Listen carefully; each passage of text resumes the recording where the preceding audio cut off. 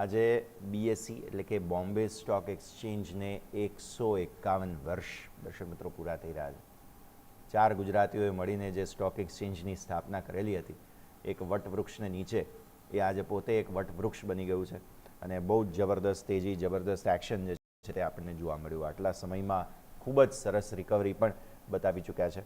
આવી સ્થિતિમાં હવે આજની જે ઇવેન્ટ છે, સ્વાભાવિક છે કે 151 વર્ષ પૂર્ણ થયા તો તેને લઈને સ્વાભાવિક આપણે એક વખત હિસ્ટ્રીમાં જરૂર જવું જોઈએ, પાસ્ટમાં જવું જોઈએ અને સમજવું જોઈએ કે કઈ રીતે આટલી મોટી જર્ની જે છે, સફળતા આપણે પ્રાપ્ત કરી છે। એશિયાનું સૌથી જૂનું સ્ટોક એક્સચેન્જ બીએસઈ, આવો સમજીએ। મારા સહયોગી અજય ચાવડા અત્યારે આપણી સાથે જોડાયા છે। અજય, જણાવો કઈ રીતે 151 વર્ષ પૂરા કર્યા છે બીએસઈએ?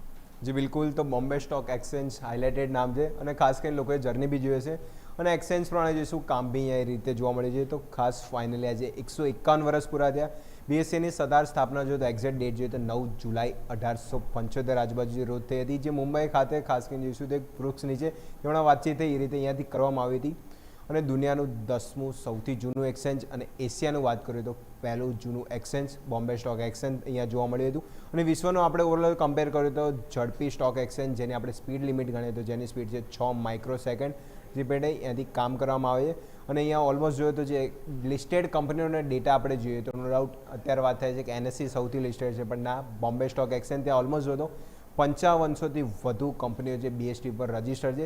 એનએસસીનો આંકડો આપણે કમ્પેર કરીએ તો ત્યાં 2500થી 3000 છે, એટલે ઓલમોસ્ટ જોઈશું તો 2 ગણી કંપનીઓનું રજિસ્ટર આપણને બીએસસીમાં જોવા મળ્યું હતું। એનએસસીના સરખામણી નો ડાઉટ આગળ જોવા મળી છે 15 મે 2023, જેમને જોઈશું ગેમ ચેન્જર ઓવરઓલ આમ તો વર્ષ જોવા મળ્યું હતું, કારણ કે જે ડેરિવેટિવ સેગમેન્ટમાં ખાસ કરીને એમને જોઈશું જે રીરેટિંગ કર્યા હતા, જેમાં સેન્સેક્સ, બેન્કેક્સ જે ડેરિવેટિવ એમના કોન્ટ્રાક્ટનું રીલોન્ચિંગ કર્યું હતું અને જે પછી એમનું જે ગેમ ચેન્જર વર્ષ જે 2023થી ચાલુ થયું, જે પરફોર્મન્સ વાઇઝ આપણે બોમ્બે સ્ટોક એક્સચેન્જની જે જર્ની જોઈ હતી ડેરિવેટિવ સેગમેન્ટમાં બીજો સીધો એના લીધે સૌથી વધારે ગ્રોથ જોવા મળ્યો।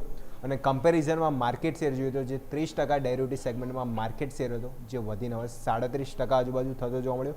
છેલ્લા 3 વર્ષમાં રેવન્યુ જોઈએ તો રેકોર્ડ સ્તર પર ખાસ કરીને પહોંચી છે। 2024 જોઈએ, 2025, 2026 ફાઇનાન્શિયલ યર પ્રમાણે ગણીએ તો ઓલમોસ્ટ જોઈશું પર્સન્ટેજના 70% CAGR રેવન્યુ ગ્રોથ ખાસ કરીને જોવા મળી હતો। FY24માં 1568 કરોડની રેવન્યુ હતી, FY25માં ઓલમોસ્ટ જોઈશું અંદાજિત 3200 કરોડની રેવન્યુ ગ્રોથ અને FY26 4800 કરોડ, એટલે જોઈશું FY24થી 26 કમ્પેર કરીએ તો ઓલમોસ્ટ જોઈશું 3 ગણી અહીંયાથી રેવન્યુ ગ્રોથ જે આપણને બોમ્બે સ્ટોક એક્સચેન્જ બીએસસીમાં જોવા મળી હતી।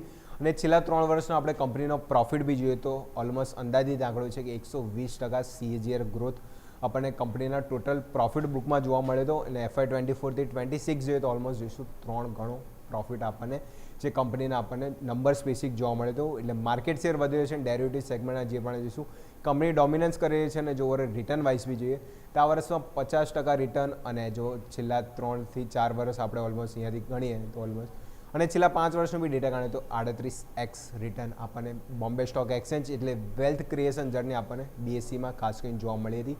તો 150 વર્ષ પૂરા થયા, સારા રિટર્ન અને એક વેલ્થ ક્રિએશન જર્ની આપણને બીએસસીમાં જોવા મળી હતી। યસ, બિલકુલ, આભાર અજય આપનો અમારા સાથે જોડાવા માટે અને આ ડિટેલ્સ માટે। તો દર્શક મિત્રો, એક તરફ